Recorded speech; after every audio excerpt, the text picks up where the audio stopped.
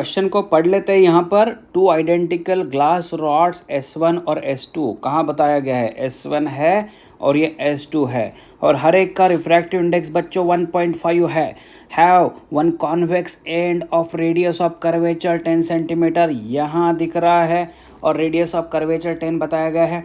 They are placed with curved surface at distance D as shown in the figure with their axes aligned. ठीक है, ये access aligned है और point P जो है यहाँ पर रखा गया है inside rod S1 on the axis at distance of 50 centimetre from the curved face.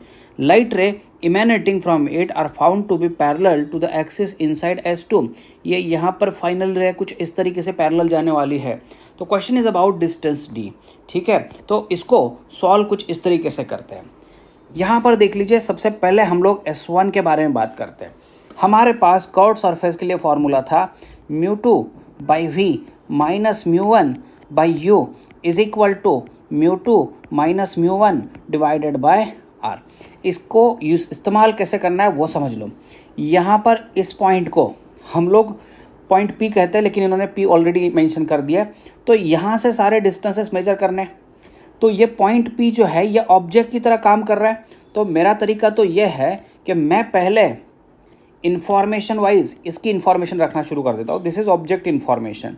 तो ऑब्जेक्ट इन्फॉर्मेशन किस तरीके से, ऑब्जेक्ट जो है वो मीडियम 1.5 रिफ्रैक्टिव इंडेक्स में रखा गया है। तो 1.5 कितने दूर रखा है, तो यहाँ से 50 सेंटीमीटर। तो इससे लेफ्ट साइड में मैं जा रहा हूँ, राइट। तो कितना, तो मैं -50 साइन कन्वेंशन लिख दूंगा, U equal to -50 centimetre, right. तो μ2 कौन है, तो इस मटेरियल को छोड़ के जो मीडियम है, क्योंकि मैं सिर्फ इसका कर्वेचर से रिलेटेड बात करूँगा और बाहर एयर है। बस मैं यहाँ पर टेक्निकली इन दो मीडियम के बारे में स्टडी करने वाला हूँ।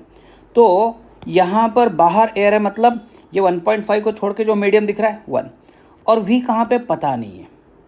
तो इज इक्वल टू V, जिसको पता नहीं होता है उसका साइन नहीं रखना होता है। μ2 1 माइनस μ1 1.5 डिवाइडेड बाय, देखिए रेडियस ऑफ कर्वेचर यहाँ पर बताया गया था 10 सेंटीमीटर।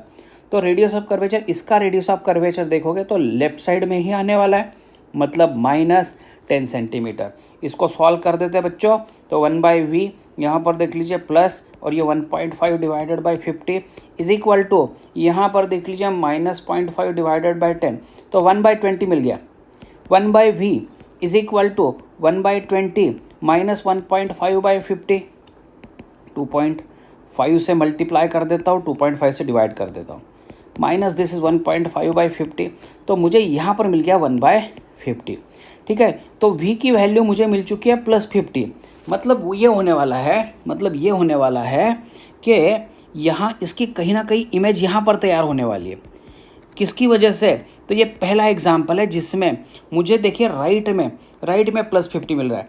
तो इसका मीनिंग तो यही हो गया है, बच्चों यही हो गया है कि ऑब्जेक्ट है 50 सेंटीमीटर पर रखा हुआ और इसकी इमेज भी 50 सेंटीमीटर में मिल गई है। चलो छोड़ दीजिए इसको, यहाँ पर इसको पेंडिंग रख देते हैं, क्योंकि क्वेश्चन में पूछा गया है द डिस्टेंस D इज़। अभी मैं बात करूँगा इस सेकंड चीज़ के बारे में। अभी अज्यूम करके चलते, क्योंकि D तो मुझे पता नहीं है, तो अज्यूम करके चलते हैं कहीं ना कहीं ऑब्जेक्ट है। ये ऐसा कुछ मैनेज हुआ है कि आपको जो फाइनल इमेज तैयार होने वाली है वो इन्फिनिटी पर तैयार होने वाली है। और कहाँ तैयार होने वाली है, inside material of refractive index 1.5। मतलब मुझे यहाँ इमेज की इंफॉर्मेशन पता है इस सेकंड केस में। तो मैं कैसे अज्यूम कर लूँगा, एज इफ इमेज जो है 1.5 के अंदर, कहाँ पर, इन्फिनिटी पर, माइनस ऑब्जेक्ट कहीं μ1, मतलब यहाँ μ1 क्यों लेने वाला हूँ, क्योंकि इस मीडियम का मैंने इस्तेमाल कर लिया है। तो यहाँ इस मीडियम में कहीं ना कहीं होने वाला है जो कि एयर है। तो 1 डिवाइडेड बाय, मुझे पता नहीं है कि कहाँ पर है, is equal to μ2 minus μ1 divided by radius of curvature. देख लीजिए all distance are measured from this point. तो यहाँ कहीं ना कहीं रेडियस ऑफ कर्वेचर तो प्लस ही लेना पड़ेगा मुझे यहाँ पर 10। तो देखिए ये जो वैल्यू है ये तो बच्चों चली गई। फिर क्या आया, -1/U इज इक्वल टू, देख लीजिए यहाँ पर 0.5 डिवाइडेड बाई 10, मतलब 1/20। तो U की वैल्यू मिल गई है मुझे -20 सेंटीमीटर। -20 क्या बता रहा है कि यहाँ से ऑब्जेक्ट लेफ्ट में 20 सेंटीमीटर पर है, राइट। तो इसका मतलब ये हो रहा है कि पहले वाला जो ऑब्जेक्ट था, इसकी जो इमेज यहाँ पर बन चुकी है, that image will act as an object for second one.